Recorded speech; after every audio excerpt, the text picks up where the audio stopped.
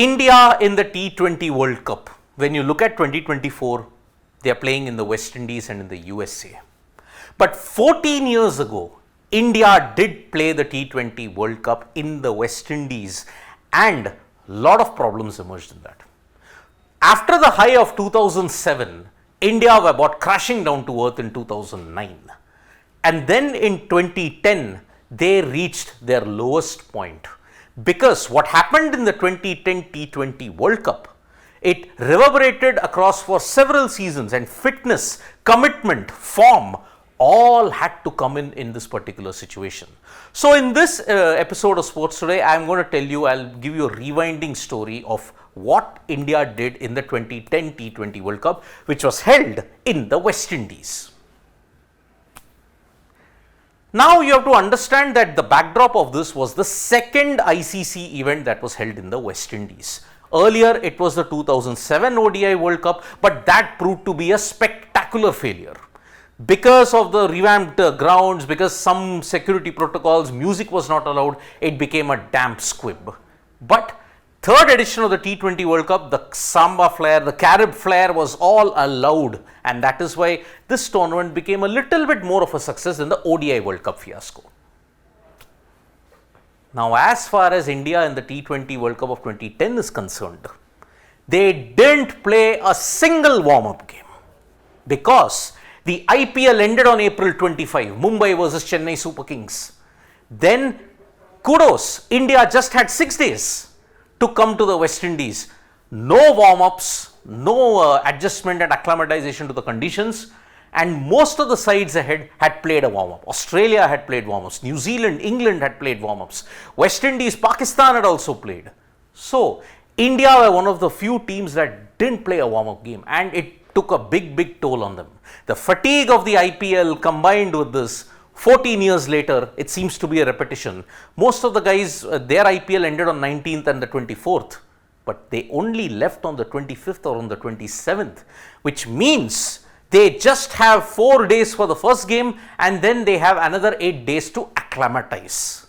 So that is why, looking at the current situation, the first June warm-up game is actually an elevation. At least India are playing one warm-up game in the West Indies. Now, what were India's results? If you look at it, the first game they beat Afghanistan by 7 wickets and they beat South Africa by 14 wickets.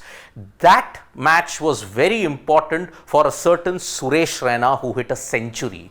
Now, that century put him in a very unique list of players in that game. So, when India defeated South Africa, they qualified for the Super 16.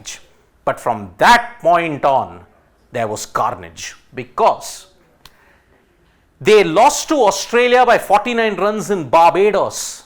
It was a total shellacking if you look at it. David Warner and Shane Watson were absolutely going berserk. Sean Tate was bowling in good rhythm. Dirk Nannes was in prime form. And because of that, the only saving grace was Rohit's 50 at that time. Then they lost to the West Indies by 14 runs in Port of Spain, Trinidad. Chris Gayle hitting a 98. And then India just couldn't make do with it.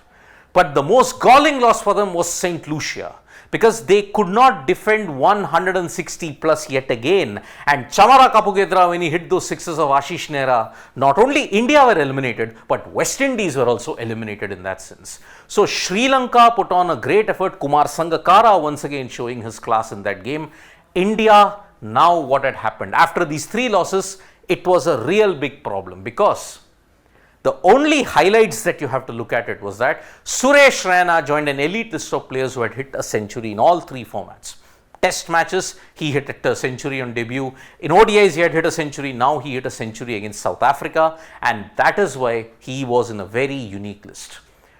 The playoff jinx continued because if you look at it, 2009 in the Super 6 stages, they had lost to South Africa, they had lost to the West Indies, they had lost to England. Trent Bridge, Lords and Lords, they lost all the games there. You look at it in 2010, Barbados, Port of Spain and St. Lucia, they lost all the games there. 2012 also, they didn't make it to the playoffs technically, although they lost only 1 game, but they won against Pakistan and they beat South Africa. 2014 was the one time they won in the knockouts, and that was against South Africa. But compare with that, 16 lost in the semi-final, 21 didn't make it, 22 lost in the semi-final.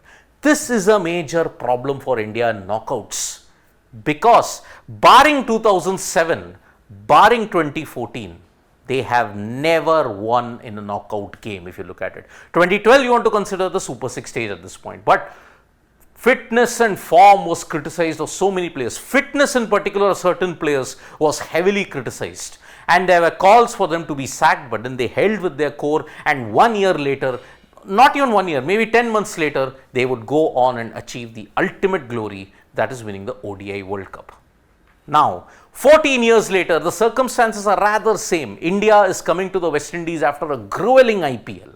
But now they have at least come, you may say, 10 days prior to their first game, with one game on June 1 being a warm-up against Bangladesh. Can they break the knockout jinx? Can they ensure that 11 years of pain end? Or will the team go the 2010 way? You can write to us in the comments below. Thank you so much, folks, for joining us for this video. Subscribe to Sports Today for all the latest news and analysis. Bye-bye.